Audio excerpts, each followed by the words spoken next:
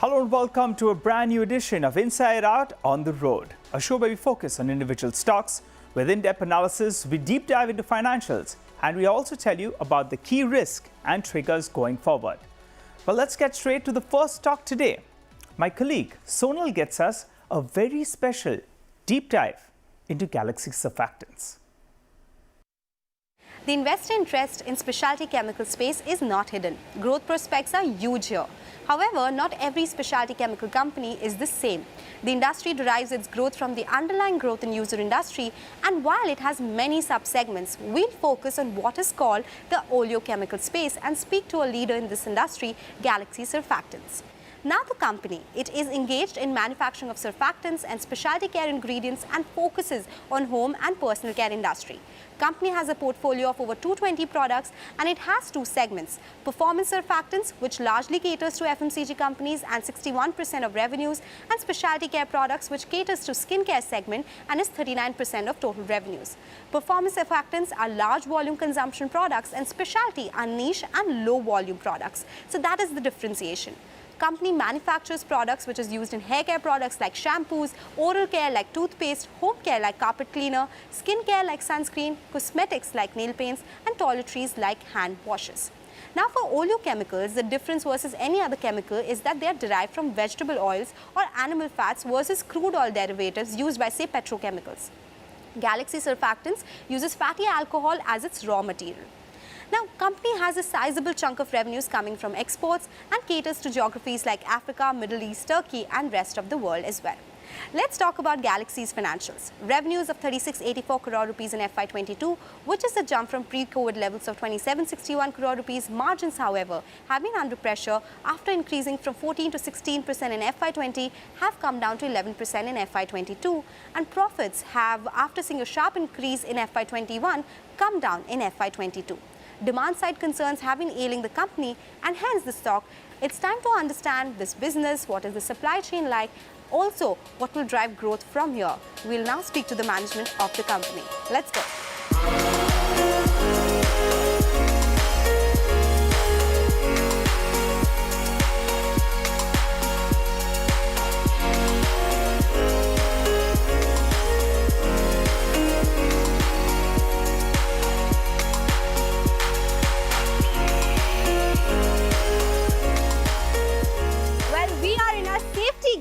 At this plant, which is 25 years old for Galaxy Surfactants, and safety is of prior importance here. And we have with us Mr. U Shekhar, who is the Managing Director and Promoter of the company. Mr. Shekhar, thank you so much for joining us in CNBC-TV18 and on Inside Out to explain your business. It's a pleasure to have you here. And as the motto of this show is to explain to our viewers what the business is. So I just wanted to understand, oleochemicals, that is what your product largely is. Explain to us the supply chain. What do you exactly make, and what is the supply chain in terms of raw material looking like? So the word oleo means oil. So oleochemicals are those chemicals which have primarily vegetable oil as their raw materials. So our chemicals are based on fatty alcohols and fatty acids, which are primarily derived from palm kernel oil and coconut oil, which are grown in significant quantities in Malaysia and Indonesia. So we have our raw materials coming from these countries, as well as we procure them locally with manufacturers such as VVF, Vegetable Vitamins and Foods, Godrej Industries, Adani Wilmar, and so on. Some of oleochemicals are those chemicals which are derived from vegetable oils, and these vegetable raw materials, that is fatty alcohols and fatty acids, constitute almost 60% of our raw material requirements. So let's talk about your customers now, FMCG companies. In fact, Galaxy, I read somewhere, is also called a pseudo FMCG company because you actually supply products to those companies. 220 products, around 1,400 customers. Are these long-term contracts? And post-COVID, what has the experience been? How have you changed the way you look at, customers? How have contracts changed over time? Okay, see, you may not necessarily call them contracts in the legal sense, but all our relationship with customers are long term. All our customers are long term. We have relationship with customers which are maybe 10 years old, which are 40 years old, which are 25 years old. So we have certainly long-term understandings and long-term arrangements that with these customers. As we always say, we have grown with customers through the country's growth as well as this category's growth. See, we are a company who are totally devoted to the personal and home care industry. So all these relationships that we have with these customers are long-term. Okay, so we do have understandings and arrangements, and there is a language that is understood between us with respect to prices or raw material change in prices. So particularly during COVID times, where we experience a high level of volatility, our periods of understanding used to be a small periods, maybe even as small as a month or 2 months. Of course, now that the raw materials have stabilized, we can talk about understandings or arrangements of 3 months, 6 months, or even 9 months. Okay, but what is uppermost in our mind is how to ensure that our customers' interests are protected.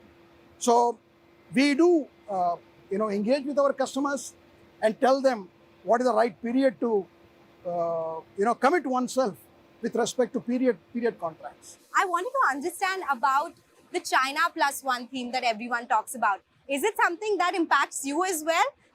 Something that happens in China and then it impacts your company? And also the new Europe Plus One theme, whatever is happening in Europe, how is that impacting your company? See, China has not been a very significant factor for us, whether it is in India or in the markets that we operate. China is obviously a very big market. Chinese manufacturers more or less fulfill the entire requirements of the China requirement. We also supply a number of special products to the Chinese market. But the Chinese presence or play in the various markets is very limited, at least as far as we are concerned, whether it is the Middle East market or the European market or the US market. Galaxy, as you know, exports almost 2/3, or what I call 2/3 of our turnover comes from international business, and 1/3 just comes from India. So China Plus One is not a significant factor as far as we are concerned. Yes, Europe, whatever is happening in the context of the Ukraine war and the threat or the reality of gas shutoff is certainly going to impact Europe, the European industry, because as you know, the preference for gas supply is to common consumers. The industry comes, second or behind. But I do believe that Europe, having already stored 87% of its gas requirements for the year, I think will manage and pass through. But if ever an opportunity arises, Galaxy is very well, prepared with the capacity that it has built for itself. Okay, so you spoke about how exports is a big contributor to overall revenues, 2/3. Are margins higher there?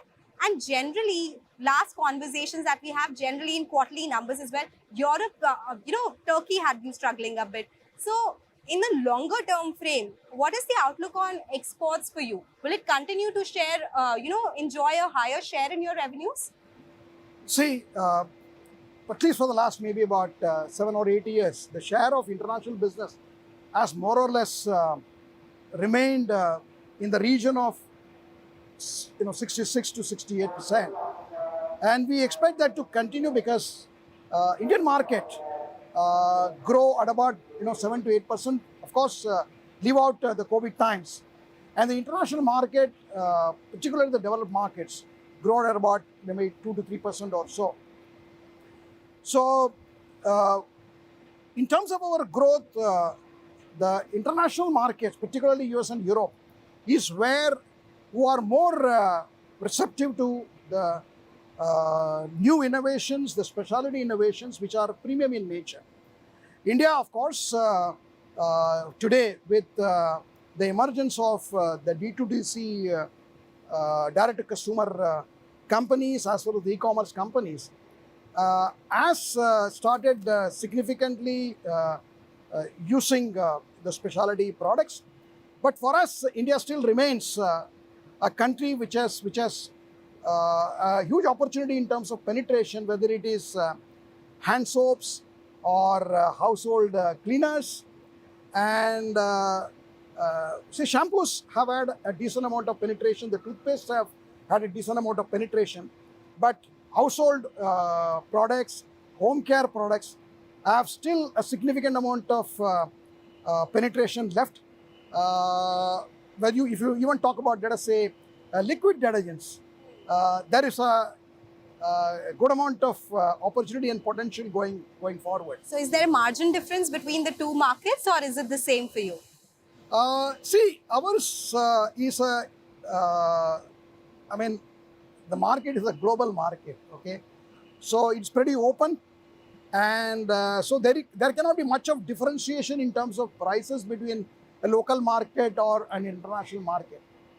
Okay, the only add-ons will be the logistics cost with respect to specific markets, but otherwise there is openness with respect to pricing across various regions and various geographies. Okay, all right.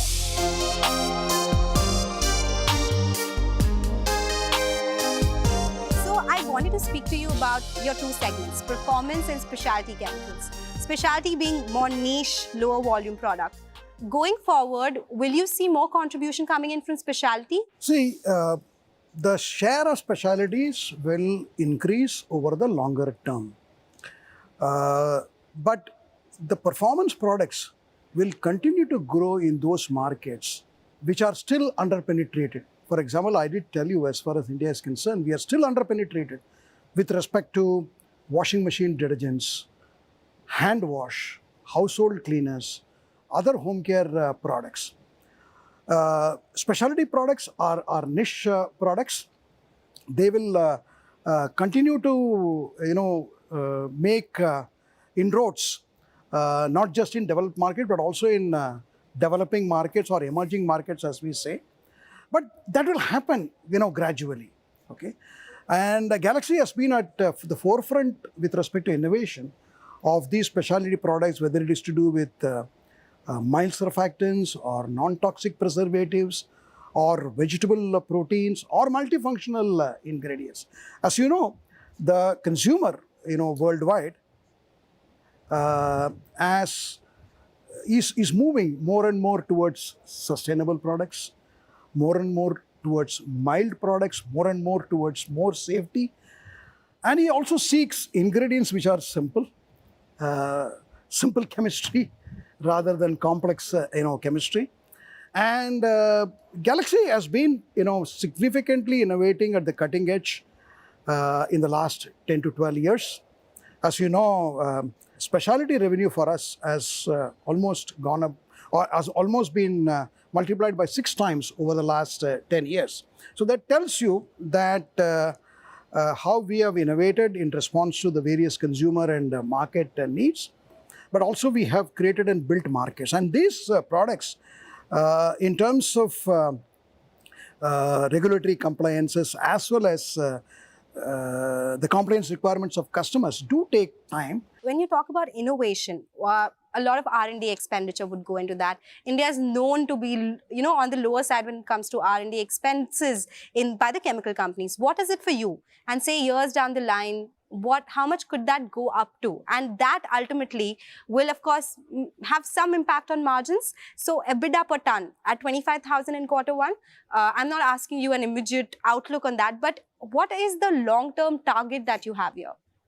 As I told you, we have been at the forefront of innovations for this personal home care industry, whether it is to do with mild surfactants or non-toxic preservatives or vegetable proteins or even multifunctional products. And all of these have been developed in-house. As you know, we today have over 70 US patents, and most of these patents have come in the last 10 years or so. So innovation is a very, very important driver as far as our growth is concerned. See, with respect to EBITDA per ton, we started with a guidance of 15 to 17 rupees maybe 3-4 years back. Today we are talking about 17 to 19. So it will progressively grow up as the share of specialty ingredients in our overall portfolio, keeps growing. Expansion plans, you have already big manufacturing capacity in place. How much can you increase it to? And if it does happen, what will it mean for your revenues? What kind of capex plans do you have going forward? And how will you fund it? See, at least in the last 3 or 4 years, we have incurred a capex of 100 to 150 crores every year. And this will continue to be there over the next 3 or 4 years. So we have continuously increased or debottlenecked our capacity, whether it is in Egypt or in Jagadia. We have acquired a new piece of land in Jagadia where our further expansions will happen. We do have some space or land available in the existing Jagadia locations. We also implemented a very major R&D pilot plant project in Tarapur, which will enable us to scale up our innovations which happen at the laboratory level very well. As you would have seen, our capacity utilizations today are in the region of approximately 65%. I think as soon as the capacity utilizations reach maybe, let us say 75 or 80%, we start thinking about the need to increase capacities. So just one number I need to know on a yearly basis, what is the long-term CAGR that you're working with for revenue growth? See, the last 10 years, we have multiplied our volumes by 3 times. Specialty revenue, as I said, multiplied by 6 times. Our PAT multiplied by about 5 times. So that tells you, okay, the direction that we want to take as we go to the future. All right, so big plans in place. That is all about Galaxy Surfactants. Mr. Shekhar, it was a pleasure speaking with you, sir. Thank you so much for joining us here. All about Galaxy Surfactants on Inside Out. All right, that was a deep dive into Galaxy Surfactants. But time to slip into a short break. We'll come back with another interesting stock. NMDC is in focus on our Swotlight segment. Welcome back to Inside Out. Well, let's introduce the stock on our radar. That's NMDC. It's the largest merchant iron ore producer in India and the 10th largest globally. The company is also one of the lowest cost producers of iron ore in the world. Additionally, the company says it operates a mechanized diamond mine in Southeast Asia, but almost all its revenues comes in from its core business, that's iron ore. And iron ore pricing is volatile, but for now, let's only focus on the sales volumes. They were in that band of around 30 to around 33 million tons odd, but in the past year, it went to around 40 million tons. Most of its sales volumes were accounted from Chhattisgarh. That consists of the Kirandul as well as Bacheli complexes, while a smaller proportion is accounted from Karnataka, which has its Donamalai and Kumaraswamy mines. Now, year-to-date sales volumes are lower, but the management is confident of a ramp-up in the second half of this fiscal. FY22 was the best year. They reported best-ever sales volumes and even profitability. Both those two were backed by solid iron ore prices. However, consensus believes that EBITDA will drift down to around 6,500 crores in the next 2 years. This as iron ore prices globally, they have cooled off. Moving to the valuation front, well, the company is sitting on solid cash. So it trades at around 4.5 times EV upon EBITDA, which is fair for a miner. But yet, the street seems to be bidding up the stock in the last 2.5 to around 3 months. Which brings us, what are the factors that are causing this big outperformance? Well, the key trigger is the long-awaited demerger of the steel plant, as its 3 million ton steel plant is progressing towards commissioning, and the street awaits the demerger and separate listing in the second half of this fiscal. Sources indicate that the coke oven battery heating has started, and so the commissioning of the blast furnace will get operationalized in the coming 2 odd months. Now, since the steel plant is not yet commissioned, we can value the company based on the capex spent, which is around 19,000 crores. Depending on what value the street assigns to this capital work in progress, we can get a rough value of this unit. Consensus believes that 50% will be a fair estimate. So approximately 32 rupees per share of NMDC's current price can be assigned to the steel plant. The other factor is that NMDC's domestic iron ore prices, they have stabilized. They pulled back 35 to around 45% post the imposition of export duty on iron ore and pellets. Remember, NMDC has no export sales volumes, but that SART sentiment. Now, in the past month and a half, NMDC's pricing has been stable, but global iron ore prices have corrected by more than 10%. NMDC's pricing as well is at a discount in comparison to international prices, but the rupee depreciation, well, that's provided some bit of a cushion to domestic iron ore prices. Another positive is that the street expects 6 to around 7% dividend yield for the next few years. Well, let's wind this down then with some risk. It's a commoditized business, right? So recession fears, well, it will knock back iron ore prices. Another looming concern is on the Chinese property market. That seems to be heading into rough weather. On the domestic risk front, well, the Government of India is the largest shareholder. They have 60% stake. But potential undesirable investments and potential further divestments, that's what could hurt the stock price. And finally, various regulatory changes like we saw in the premium on royalty being imposed, that's what soured sentiment and hit profitability as well. Well, we've run out of time on this edition of Inside Out. It's goodbye from Sonal and myself. But do write to us and tell us about companies you want us to discuss and you want to hear about. We'll feature them on our show. Thanks so much for watching.